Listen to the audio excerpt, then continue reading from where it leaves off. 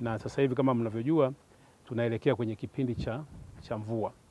Kwa hiyo nafikiri kwenye kipindi cha mvua tutakuwa na challenges nyingi sana kupita. Kwa hiyo kwa kipindi hiki nafikiri tungeweza kuongeza manpower, tuongeze watu, tuongeze vifaa ili kazi iweze kukamilika. Na tunategemea kwamba hii kazi itakamilika mwaka kesho mwezi wa 4. Na baada ya hapo sasa tutakwenda kwenye hatua nyingine ambayo itakuwa ni kama data zitakuwa ni nzuri, basi itakuwa ni hatua ya uchorongaji wa mashimo yale marefu. TPDC kwa niaba ya MD tumepokea maelekezo ya naibu katibu mkuu kwamba tuongeze kasi na ufanisi mkubwa katika uchukuaji wa taarifa hizi.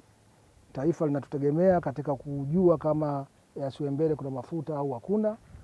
Kwa hiyo ya Mheshimiwa Katibu Mkuu tutajitahidi kwa kushirikiana na mwenzetu wa AGS kuhakikisha kwamba timeline uliyoitoa ya mwezi wa 4 mwaka 2026 tunakamilisha hii hatua ya kwanza na kuweza kuangalia kama tutaongeza infill kidogo, kuweza kuangalia kama yale mashapo tutakuwa tumeyaona tunataka tu refine vizuri au tutaenda moja kwa moja kwenye drilling. Kwa hiyo tumechukua hiyo timeline ya mwezi wa 4 mwakani. Tutakaa chini na contractor wetu ambaye ni AGS kwa ajili ya kuhakikisha kwa ufanisi mkubwa na kwa uharaka huo tunatekeleza hilo agizo.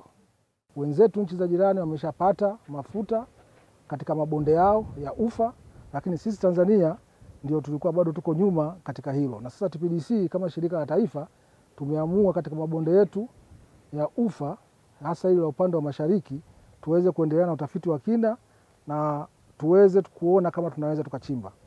Na tunaona dalili zilizopo sasa hivi, tumeziangalia data za awali kutoka kwa wenzetu wa AGS. Data zinaonyesha matumaini makubwa sana ya kuweza kupata mafuta au gesi. Kwa ndani ya miaka 2 au 3 inayokuja, tunaweza tukafanya maamuzi makubwa ya kuweza kuchimba kisima cha utafiti na kuweza kujua kama kweli hizo picha zilizokuwa tunachoonyesha kwamba mafuta yapo au hayapo. Lakini dalili ni kubwa sana.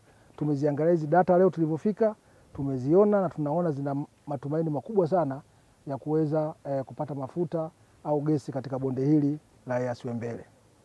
La pili, faida mojawapo kubwa ni ajira. Kwa mfano kwa sisi vijana ambao tulikuwa mtaani kupitia mradi huu wa serikali, basi tumeweza kunufaika na swala zima la ajira. Lakini pia faida ya pili ambayo nimeiona hapa kutokana na kufanya kazi katika mradi huu ni swala la ujuzi. Kwa sababu sasa hivi ukiangalia nafanya kazi kama helper au msaidizi wa operator katika mashine hii. Kwa hiyo mpaka mradi huu utakapokuja kuisha, nadhani sitaondoka kama nilivyokuja.